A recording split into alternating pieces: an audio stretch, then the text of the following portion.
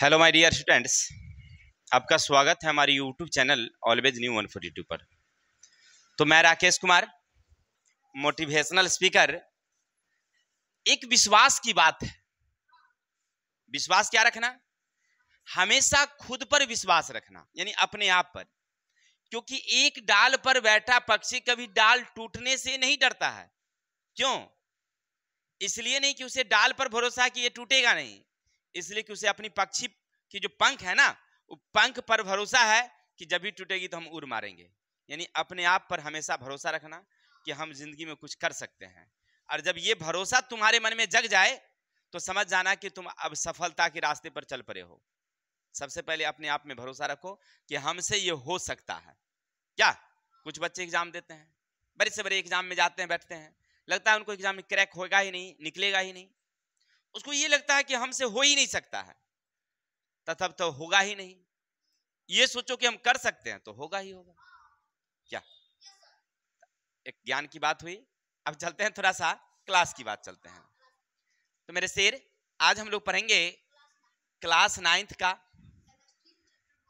जो भारतीय भवन है, देख रहे हैं, रसायन शास्त्र। इसके चैप्टर नंबर है 1, जिसका नाम है हमारे परिवेश के पदार्थ। इसके बारे में हमने आपको 3 वीडियो दिया था। चैप्टर के बारे में कि पदार्थ किसे कहते हैं, पदार्थ के क्या क्या गुण होते हैं। फिर हमने देखा था कि पदार्थ की अवस्थाएं कौन हैं, तो ठोस, द्रव और गैस। ठोस के क्या गुण थे, द्रव के क्या गुण थे, गैस के, सबके बीच में अंतर हमने स्पष्ट किया था। फिर हमने देखा पदार्थ की चतुर्थ अवस्था और पंचम अवस्था। ये हमारी लास्ट वीडियो रही थी। इसके बाद पार्ट में कुछ अति लघुतरीय क्वेश्चन थे, जिसका हमने 2 पार्ट में वीडियो दिया था। आशा है अगर आप देखे होंगे तो मुझे अपने आप पर विश्वास है कि आपके दिल में हम जरूर उतर गए होंगे। और आगे भी दीर्घोत्तरीय लघुत्तरीय जो भी क्वेश्चन होगी, अगर आप देखेंगे तो आशा और उम्मीद है कि आपके आंखों के रास्ते दिल में उतर के, यानी कहने का अर्थ है कि आप देखेंगे तो हम जरूर आपके दिल में उतर जाएंगे। तो इसी विश्वास के साथ हम लोग क्वेश्चन नंबर 1 शुरू करते हैं। क्वेश्चन क्या है? लघुत्तरीय का। देखो मेरे भाई, कह रहा है उदाहरण के साथ पदार्थ की परिभाषा लिखो। अब देखिए पदार्थ किसे कहते हैं, तो हम लोग देखे थे कि हमारे आसपास की जितनी चीजें दिखाई पड़ रही है, ये टेबल, ये पंखा, ये कलम, ये कपड़ा, ये हवाएं, सब क्या है? पदार्थ है। कैसे आप समझे पदार्थ है? तो इसकी परिभाषा हमने दिया था कि वह पदार्थ यानी वो वस्तु जो स्थान घेरे, उसमें कुछ ना कुछ भार हो, वो क्या है? पदार्थ है। जैसे हवा स्थान घेरती है, उसमें कुछ ना कुछ भार है, वो क्या है? मेरा पदार्थ है। अच्छा, प्रकाश क्या पदार्थ है? नहीं नहीं नहीं नहीं नहीं, प्रकाश एक तरंग है। क्या ध्वनि पदार्थ है? नहीं, क्योंकि वह स्थान नहीं घेरती है, उसमें वजन नहीं है। तो क्या वो ध्वनि, बताइए, प्रकाश पदार्थ हुआ? पदार्थ कौन? जो स्थान घेरे, जेकरे में तनको न तनको भार हो, ओकरे कहेंगे हम लोग। जैसे हम खड़े हैं, हम में कुछ ना कुछ भार होगा, क्या हम जगह घेरेंगे? बिल्कुल। तो इसीलिए हम क्या हुए? ये हमारी जो कलम है, ये स्थान घेरती है, बिल्कुल, जहां रखेंगे उतनी जगह घेर लेगी। इसमें कुछ वजन है? हाँ बिल्कुल वजन है, ये पदार्थ है। That's all. आशा और उम्मीद है समझ में आया होगा पदार्थ किसे कहते हैं। आगे हैं, उदाहरण के साथ द्रव्य की परिभाषा लिखिए। द्रव्य, तो हमने बताया था कि पदार्थ तो कणों के बने होते हैं, लेकिन जब पदार्थ को तोड़ते हैं तो कुछ ऐसे पदार्थ हैं अपने अणुओं में टूट तो जाते हैं, लेकिन अपने गुण को बनाए रखते हैं। फिर से उस पदार्थ को वापस पाया जा सकता है, तो ऐसे पदार्थ को कहते हैं हम लोग द्रव्य। क्या कहते हैं? द्रव्य। जैसे हमने उदाहरण तौर पर समझाया था, चीनी लीजिए, चीनी को आप जल में घोल दीजिए। भूल गई? चीनी दिखाई पड़ रही है आपको, लेकिन चीनी मीठा होता है शायद। क्या जी? मीठा होता है, बिल्कुल बिल्कुल सही है। और फिर हमने उसको पानी में घोलने के बाद हमने पिया, तो क्या निकला? मीठा ही निकला, यानी उसका गुणमा बनल है भाई रे। अब अगर वाष्पीकरण कर देंगे फिर से क्या मिलेगी हमें? चीनी मिलेगी। यानी उसको कण में तो तोड़ तो दिए थे, लेकिन उसका गुण वर्तमान था, फिर से वापस पाया गया है। तो ऐसे पदार्थों को कहते हैं हम लोग द्रव्य। साथ साथ हमने ये भी समझाया था कि दूध, उसमें जल रहती है, प्रोटीन है, वसा है, उसको खंड कर दीजिए, फिर मिला करके देखिए बनेगा दूध? संभव नहीं है। अर्थात कहने का अर्थ है कि तोड़ा जा सके तो उसको फिर से जोड़ा जा सके, तो ऐसे चीजों को क्या बोलेंगे हम लोग? द्रव्य बोलेंगे। अर्थात हमारा चीनी, हमारी नमक, वो क्या है? एक प्रकार का द्रव्य है। चलते हैं क्वेश्चन नंबर आगे।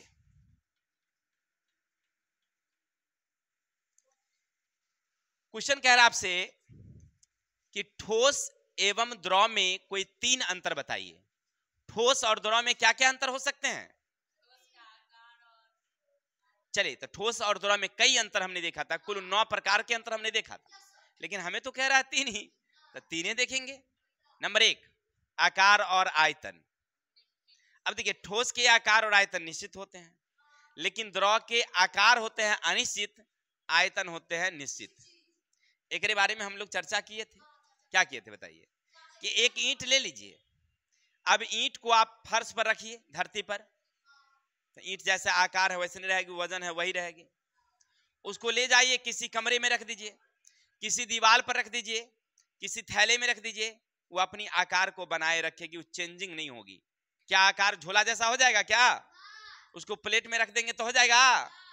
वैसे कि वैसे रहेगी मेरे भाई। लेकिन वही पानी को रख दीजिए, गिलास में रखोगे गिलास जैसी, बाल्टी में रखोगे बाल्टी जैसी, थाली में रखोगे थाली जैसी, आकार बदल रहा है ना भाई उसका। यानी कि द्रव के आकार बदलती रहती है, आयतन नहीं बदलती है, जबकि ठोस के आकार और आयतन कोनो नहीं बदलता, दोनों निश्चित होता है। एक अंतर हो गया। दूसरा, द्रव का जो घनत्व होता है वो ठोस की अपेक्षा कम होती है, ठोस का घनत्व ज्यादा होता है, द्रव का घनत्व। अरे एक बच्चा हमसे पूछा कि सर घनत्व किसको कहेंगे? आप लोग समझ रहे हैं क्या? समझ रहे हैं? अरे भाई बताए तो थे आपको। गौर करना, थोड़ा सा रुई इतना ले लो, रुई ले लिए, इतनी बड़ा ले लो अथी पत्थर ले लिए, अब दोनों को वजन करके देखो, हाथ में एहसास होगा कौन भारी लगेगा तुम्हें? पत्थर का मतलब समझ रहा है ना कि इसका घनत्व मतलब वजन, घनत्व मतलब क्लियर। एक एकांक मात्रा लीजिए, इकाई मात्रा का वजन करिए, जो उसकी वजन है वही उसका घनत्व है। That's all. आप समझा सकते हैं ना? घनत्व कोई पूछेगा तो क्या बताएंगे? बंद करो, लाइन कट गया। पंखा बंद करो, पंखा भी बंद करो, जल्दी फास्ट बंद हो जाएगा, डिजिटल छोड़ दो। तो हम लोग पढ़ रहे थे कि घनत्व के बारे में, ठोस का घनत्व ज्यादा होती है और द्रव का घनत्व। चलते हैं इसी तरह से तीसरा देखते हैं हम लोग, संपीडितता। ठोस को आप संपीडित नहीं कर सकते हैं। ईंट रख दीजिए, कोई आदमी दबा के देखिए, क्या दबेगी? लेकिन द्रव को दबाया जा सकता है। यानी कि ठोस का संपीड्य अधिक होता है और द्रव का संपीड्य ठोस से कम होता है। किसी को कोई दिक्कत? चलते हैं आगे। चलते हैं 4 नंबर देखते हैं क्या कहता है। उदरपातन क्या है? उदरपातन क्या है? कि 3 द्रव्यों के नाम लिखें जो गर्म किए जाने पर उदरपातित हो जाते हैं, है ना? देखिए, उदरपातन तो हमने पढ़ाया था आपको कि कोई वस्तु आपके सामने है और वो वस्तु सीधे ठोस से अगर गैस में बदल रही है तो उसको कहते हैं हम लोग उदरपातन की क्रिया, और ऐसे पदार्थ को कहते हैं उदरपातित पदार्थ। कोई ठोस आपके पास है और वो धीरे धीरे स्वतः जो है वायुमंडल से अभिक्रिया कर करके गैस में बदल गई, तो वो पदार्थ जो है ना वो उदरपातित पदार्थ है। इस क्रिया को कहते हैं हम लोग उदरपातित की क्रिया। जैसे उदाहरण के तौर पर लीजिए कपूर, हमने बताया था कि कपूर जलने वाली जो होती है, आप पुड़िया में रखिए, 5 दिन 7 दिन 10 दिन बाद वो ऑटोमेटिक क्या हो जाएगी? उड़ जाएगी। पेपर बा भिंगबो नहीं किया, गायब हो गया, वो क्या हुआ भाई? उदरपातित की क्रिया हुई। नेप्थिलीन की गोलियां जिसको फिनाइल की गोली आप लोग कहते हैं, वो क्या होती है, धीरे धीरे धीरे धीरे वायुमंडल में स्वतः उड़ जाती है। नहीं, ये क्या है, उदरपातित है। अमोनियम क्लोराइड, आयोडीन, ये सब क्या है, उदरपातित पदार्थ है। कोई दिक्कत? यही आपसे पूछ रहा था कि उदरपातन क्या है। तो जब कोई ठोस सीधे द्रव में परिवर्तित हुए बिना गैस में परिवर्तित हो जाती है तो उसको कहते हैं हम लोग उदरपातन की क्रिया। चलिए, नाम है, कोई पदार्थ का नाम है। जैसे आप तेल को तेल कहते हैं, घी को घी कहते हैं, उसी तरह से अमोनियम क्लोराइड एक पदार्थ है, ओकरे नाम है। आगे द्रव के हिमांक से क्या समझते हैं?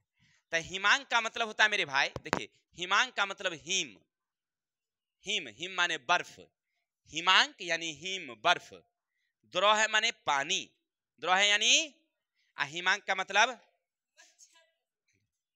और हिमांक का मतलब हिम बर्फ, यानी पानी किस में बदल जाए, अर्थात हिमांक उसको कहेंगे। नहीं, यानी किसी द्रव को अगर ठंडा करेंगे, उसके तापमान को हम लोग खींचेंगे तो धीरे धीरे धीरे धीरे वह किस में बदल जाएगी, बर्फ में। तो इस क्रिया को क्या कहते हैं हम लोग, द्रव का हिमांक। किसी द्रव में जो तापमान है, धीरे धीरे द्रव को क्या करेंगे, तापमान को खींच लेंगे, वो ठंडा करेंगे तो क्या बन जाएगी, ठोस बन जाएगी, बर्फ बन जाएगी। तो इसको क्या बोलेंगे, द्रव का, यानी जिस ताप पर कोई द्रव जमना शुरू कर देती है, जम जाती है, उसको कहते हैं उसका हिमांक। जिस ताप पर कोई द्रव जमना शुरू कर देती है यानी जम जाती है तो उसको क्या कहते हैं, हाथ बंद रखेंगे सब लोग, देखो लाइन आया होगा तो चेक करो। दर्पण की गुप्त उष्मा क्या है, समझिएगा, दर्पण की गुप्त उष्मा।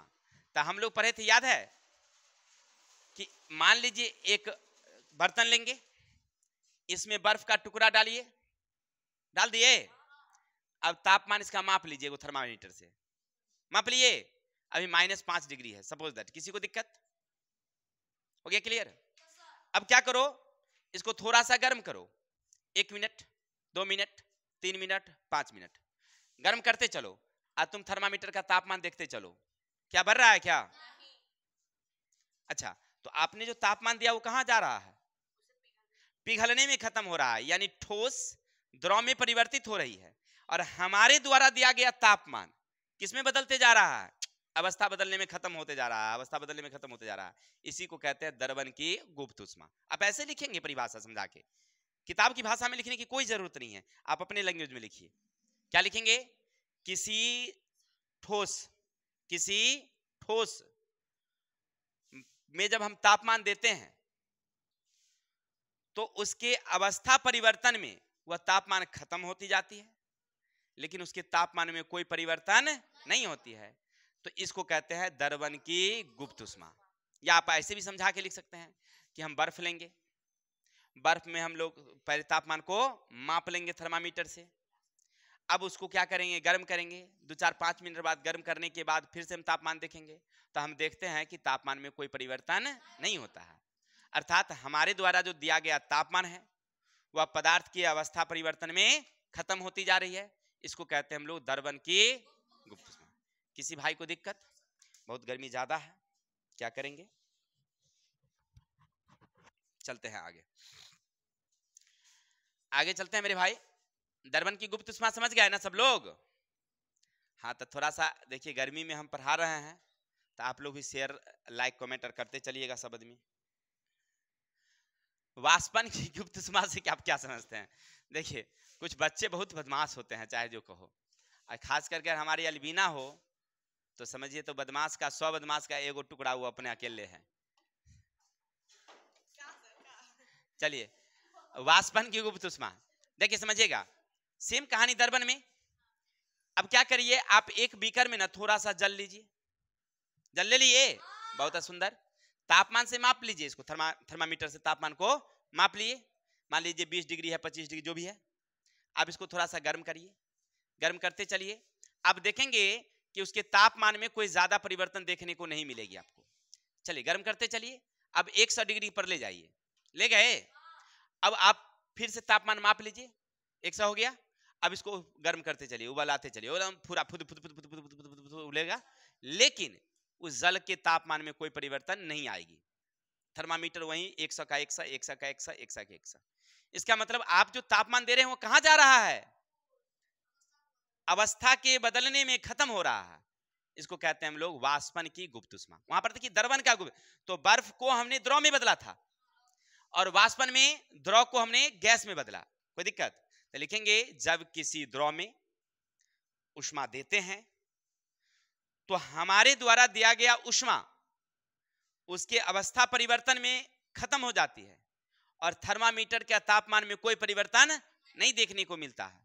तो ऐसी क्रिया को कहते हैं वाष्पन की गुप्त ऊष्मा। किसी भाई को दिक्कत? आगे चले क्या? धन्यवाद। आगे क्वेश्चन मेरा कह रहा है आप कैसे सिद्ध करेंगे कि वाष्पन से ठंडक की अनुभूति होती है? देखिए हम लोग इसके बारे में कई चर्चा किए थे। वाष्पन से ना ठंडक उत्पन्न होता है मेरे भाई। कहेगा सर नहीं समझे। आप गौर करके देखिएगा, जैसे हम पसीने से तरबतर हैं अभी, कोई दिक्कत? एक जगह जाकर के शांत से बैठ जाएंगे 5 मिनट 10 मिनट, थोड़ी देर बाद हमें ठंडक की अनुभूति होने लगती है। ऐसा क्यों? इसका कारण है कि हमारे शरीर का जो पसीना है ना वह हमारे चारों ओर ऐसे करके वायुमंडल में फैल जाता है, तो सुरक्षा कवच हो गया। यानी ऊपर में तापमान तो है लेकिन हमारे चारों ओर का इतना जो जगह है ना एरिया, इस एरिया में तापमान कम हो गया है। इस एरिया में तापमान कम हो गया है जिसके कारण हमें ठंडक की क्या होती है? अनुभूति होती है। हो गया सिद्ध? दूसरा मन होगा तो दूसरा लिख दो। लिखेंगे, अगर ये नहीं लिखना है तो दूसरा भी लिख सकते हैं आप। लिखेंगे कि हम दो घड़ा लेते हैं, एक मिट्टी का घड़ा लेंगे, एक एल्युमिनियम या तांबे का घड़ा लेते हैं। क्लियर है? अब क्या करते हैं, दोनों में पानी भर करके, जल भर करके, ढक्कन लगा करके और दोनों को अलग अलग जगहों पर रख देते हैं। क्लियर? अब 2-4 घंटे बाद हम जाते हैं तो देखते हैं कि जो मिट्टी का घड़ा का पानी है वो अधिक ठंडा रहता है, लेकिन वहीं एल्युमिनियम के घड़े का पानी ना अधिक ठंडा नहीं होता है। इससे क्या पता चलता है? इससे क्या पता चलता है कि वाष्पन से ठंडक की, क्योंकि मिट्टी के घड़े में महीन महीन छिद्र थी जिससे जल रिस रिस कर उसके चारों ओर क्या हो गई है? फैल गई है, बाष्पित हो गई है, जिसके कारण उसका वह पानी क्या हो गया? ठंडा हो गया। अर्थात वाष्पन की क्रिया से ठंडक की अनुभूति होती है। चलिए अब आगे चलते हैं। क्वेश्चन नंबर आगे, संघनन क्या है? देखिए संघनन का मतलब होता है जमना। संघनन का मतलब क्या होता है मेरे भाई? जमना। अब जैसे देखिए उदाहरण के तौर पर संघनन का मतलब क्या मेरे भाई? जमना। नहीं समझे बात को? जैसे देखिए आप यहां से पानी वाष्प बन करके उड़ा, वो कहां गया? वायुमंडल में, और ऊपर जाने के बाद धीरे धीरे धीरे धीरे ना वह क्या हो जाती है? जम जाती है। धीरे धीरे क्या हो जाती है? वो जम जाती है। तो इसी को कहते हैं संघनन। यानी पहले द्रव में बदलेगी, फिर ठोस में बादल के रूप में बदल जाती है। तो इस क्रिया को क्या कहेंगे हम लोग? यानी लिखेंगे जब कोई गैस से ऊष्मा को वापस ले लिया जाता है, यानी खींच लिया जाता है, तो धीरे धीरे गैस ना द्रव में परिवर्तित होने लगती है और द्रव से फिर धीरे धीरे ठोस बन जाती है। तो इस क्रिया को कहते हैं हम लोग संघनन। क्या कहेंगे हम लोग? गैस को संघनन कैसे करेंगे? तो ठंडा कर देंगे, फिर फ्रिज में बंद कर देंगे गैस को। हाँ अच्छा, ऐसे नहीं, उसको टेक्निकल तरीके से होती है, ठीक है ना। यानी कहने का अर्थ है गैस का संघनन करेंगे, उसके तापमान को क्या करेंगे हम लोग? कम कर देंगे, खींच कर देंगे, ठीक है ना। आगे वाष्पन और क्वथनन में अंतर है। आपसे कहा जा रहा है वाष्पन और क्वथनन में अंतर। तो वाष्पन की क्रिया क्या होती बताइए? बहुत सुंदर। जब पानी को आप गर्म करेंगे तो वो फुदुर फुदुर करने लगेगी, हल्का हल्का हल्का हल्का, यानी कि कहने का अर्थ है कि पानी जो है, जल जो है अपने अणु में टूटने लगेगी हाइड्रोजन और ऑक्सीजन में। तो इस क्रिया को क्या कहेंगे हम लोग? वाष्पन। हल्का हल्का भाप निकलेगा, ये कम तापमान पर शुरू होता है। लेकिन क्वथनन की क्रिया जो होती है वो ज्यादा तापमान पर, 100 डिग्री तापमान पर होती है। जैसे ज्यादा तापमान देंगे ना तो वो पूरा उबलने लगेगी, फुदुर फुदुर करने लगेगी। तो ये क्रिया क्या कहलाएगी हमारी? क्वथनन। ये ज्यादा तापमान पर होती है। ये कितने पर होती है? ज्यादा तापमान पर होती है। किसी को दिक्कत? चलिए 10 तक क्लियर हो गया सबको? 11 चले। देखिए गैस के दाब से आप क्या समझते हैं? गैस का दाब सीधी सीधी बात है, हमारे चारों ओर हवा है, उसमें कुछ ना कुछ वजन है, हम लोगों पर प्रेस करते रहती है, दाबते रहती है। इसी को तो कहते हैं गैस का दाब, यानी वायुमंडलीय दाब। क्या? अच्छा एक बात चीज बताइए, ये कह रहे कि नहीं समझे सर, गौर करना। एक पाइप ले लो सीधा वाला, ले लिया, नीचे से उसको बंद कर दो, अंगूठा से बंद कर दिए, धन्यवाद। अब ऊपर से पनिया भर दीजिए, पानी भर दिए, अब घुमा दो ऐसे, पानी गिरेगी? नहीं गिरेगी। अब इसको, अब लड़का नहीं गिरता है। अब इसको थोड़ा सा उंगली हटाइए, अब गिरने लगे। अब कैसे गिरी बताइए भाई? हवा दबाव डाली तब तो गिरी। उस समय पहली बार में तो मुंह खुला हुआ था नीचे से, लेकिन धरती तो खींच रही थी, गिरा नहीं। जैसे खोले गिरने लगी, बंद करिए बंद हो जाएगी, लगाइए बंद हो जाएगी। इसका मतलब है कि जब तक हवा दबाव नहीं डालती है तब तक वो नहीं गिरती है। यानी हवा हम लोगों पर दबाव डालती रहती है, हवा हम लोगों पर दबाव डालते रहती है। ठीक है, चलिए आगे चलते हैं। आप लोग जाके बैठिए बाहर में, जब तक नीचे नीचे जाके बैठिए। ठोस पदार्थ की आकृति और आयतन निश्चित क्यों होते हैं? तो ठोस के आकार और आयतन दोनों निश्चित इसलिए होते हैं क्योंकि उनमें अंतर अनुक आकर्षण बल अधिक होता है। यानी पदार्थ तो कणों के बने होते हैं, तो ठोस के जो दो कण है ना, इन दोनों कणों के बीच का जो आकर्षण बल है वो ज्यादा होता है, मजबूत होता है। इसीलिए अंतरानुक आकर्षण बल अधिक होने के कारण, अंतरानुक आकर्षण बल अधिक होने के कारण ये आकार और आयतन दोनों क्या होते हैं? अब आगे चलेंगे। द्रव का वाष्पन कैसे होता है भाई? देखिए कह रहा है द्रव का वाष्पन कैसे होता है, तो सीधा द्रव को जब गर्म करेंगे तो ओकरे जो अणु है यानी हाइड्रोजन और ऑक्सीजन आपस में टूट जाएंगे, उड़ने लगेंगे, फुर फुर फुर फुर फुर, हो गया वाष्पन? नहीं, यानी द्रव को जब गर्म करेंगे तो उसके अणु आपस में टूट जाएंगे। इस क्रिया को कहते हैं द्रव का वाष्पन। किसी को दिक्कत? नेक्स्ट नंबर, पदार्थ की प्लाज्मा अवस्था की क्या उपयोगिता? पदार्थ की प्लाज्मा अवस्था का उपयोग हम बताए थे, प्रतिदीप्त ट्यूब और नियॉन का संकेत बल्ब बनाने में उपयोग किया जाता। बस इतना याद है, प्रतिदीप्त ट्यूब और नियॉन के संकेत बल्ब बनाने में किया जाता। अब आगे, निम्नलिखित के लिए कारण बताइए। अब चार को छोटा छोटा क्वेश्चन है। गर्म पके हुए खाद्य पदार्थ की गंध एहसास हमें कुछ दूरी से ही हो जाता है, किंतु ठंडे खाद्य पदार्थ की गंध एहसास हमें निकट जाने पर ही होता है। नहीं समझे बात को? प्रश्न कह रहा है कि जब हम लोग के टोला मोहल्ला में भोज होता है तब पक्के से पहले ही एकदम गम गम गम गम पूरा आ जाता है क्या, लेकिन वही रात में जब जाते हैं वही भोज खाने के लिए तो नकिया लगाई के सूंघते हैं, तभी ऊपर गम गम ना आता है। हमको लगता है भोज वाला बदल लिया है, बड़का आदमी के लिए अलग बनाया होगा, छोटका के लिए अलग बनाया, लेकिन ऐसी बातें नहीं होती है, सबको वो खिला रहा है प्रेम से भाई। इसका मतलब क्या है कि गर्म पदार्थ जब रहती है ना तो विसरण की क्रिया ज्यादा होती है, वो ज्यादा फैलता है, इसीलिए गर्म खाद्य पदार्थ की गंध दूर तक जाती है। लेकिन ठंडा हो जाता है तब विसरण की क्रिया कम हो जाती है, इसलिए नजदीक जाने के बाद भी एहसास हमें पूरा नहीं होता है या हल्का होता है क्या। चलिए बहुत अच्छी बात है, अब आगे चलेंगे। बिना कोई अवशेष छोड़े ही कपूर गायब हो जाता है, तो लिखेंगे कपूर एक उधरपातित पदार्थ है, वो वायुमंडल में ऑक्सीजन से क्रिया करेगा और सीधे द्रव में बदले बिना हुआ कहां चला जाएगा? गैस में। द्रव में बदले बिना, इसीलिए कुछ छोड़े ही धीरे धीरे पुड़िया में कुछ नहीं बचेगा, धीरे धीरे सब गायब हो जाएगा, उड़ जाएगा, यानी कहां चला गया वो? वायुमंडल में। चलिए आगे, बर्तन की दीवार पर गैस दाब आरोपित करता है, क्यों? तब बर्तन की दीवार पर दाब आरोपित इसलिए करता है, ध्यान देंगे, लिखेंगे गैस के अणुओं के बीच ना आकर्षण बल क्या होती है? नगण्य होती है, बिल्कुल कमजोर। उसके अणु एकदम स्वतंत्र होते रहते हैं चलने के लिए, टूटने के लिए, वो निकलने के लिए तैयार रहता है, तन को है ना उन्हें देखेगा फाड़ के बाहर निकल जाता है। गुब्बारा में नहीं देखेंगे, गुब्बारा में फुला रहे होते हैं, एक के बारी फूट के मुंह में चिपक जाता है, क्या होता है कि नहीं होता? हाँ, चिलगम में। तो कहने का मतलब क्या समझे कि गैस में अणुओं के बीच आकर्षण बल क्या है? कमजोर है, नगण्य है, और उसके कण बाहर निकलने के लिए तैयार रहते हैं, अचानक टूटते हैं और बाहर निकल जाते हैं। तो वो जो बर्तन में रखिएगा ना, तो वो दीवार को प्रेस करते रहता है, प्रेस करते रहता है, और जहां कमजोर रहता है तहां से निकल हो जाता है। यानी टायर ट्यूब में नहीं देखे, कमजोर साइकिल का टायर रहेगा, वो फाड़ के बाहर निकल जाता है।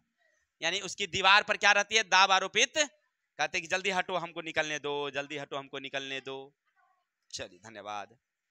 Next number question, last question, नहीं रे, अरे दुगो और है। क्वथनांक पर द्रव के ताप स्थिर रहता है, क्यों? देखिए, क्वथनांक पर द्रव का ताप इसलिए स्थिर रहता है कि जब हम उसको गर्म करेंगे ना, तो हमारे दिए गए जो उष्मा है वह क्वथनन की क्रिया में क्या हो जाएगी? खत्म खत्म खत्म खत्म खत्म खत्म खत्म, और तापमान में कोई परिवर्तन नहीं आएगी। जैसे अभी बताए कि जल ले लीजिए, जल ले लिए और उसको गर्म कर दीजिए 100, 100 हो गया, अब तापमान 100, अब उसको गर्म करो 5 मिनट, 10 मिनट, 15 मिनट, क्या तापमान बदल रहा है? कहां गया तापमान?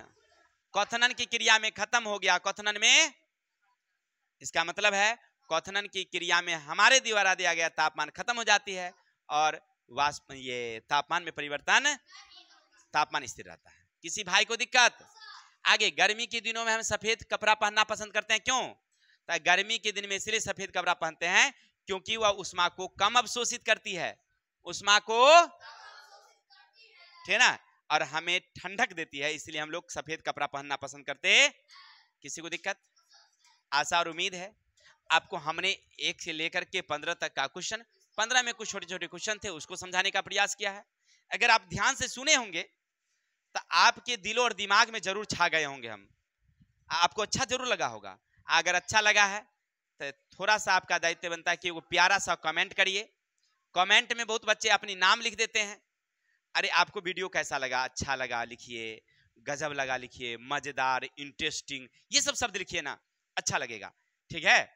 अब नाम लिख देते हैं कि हम, अरे आपके आईडी को तो हम पहचान ही रहे हैं कि आप कर रहे हैं, तो इसीलिए थोड़ा सा अगर अच्छा लगता है तो साथ ही साथ शेयर करिए।